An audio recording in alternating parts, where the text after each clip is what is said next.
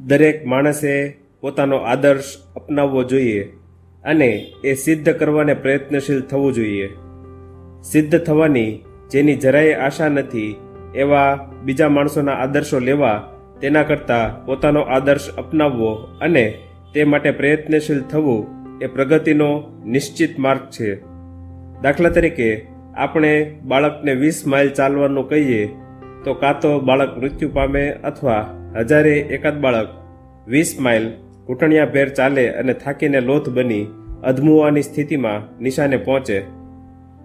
આવું જ કંઈક આપણે જગતના સંબંધમાં કરીએ છીએ.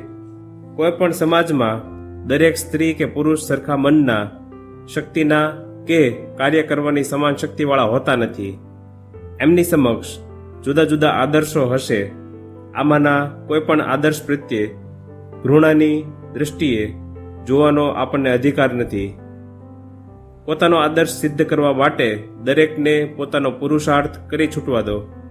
વળી તમારા ધોરણે મારો ન્યાય થાય અથવા મારા ધોરણે તમારો ન્યાય થાય એ પણ સાચું નથી.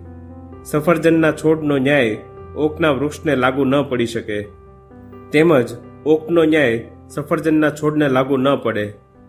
જેનો ન્યાય કરો તેનું જ ધોરણ તમારી સામે હોવું જોઈએ.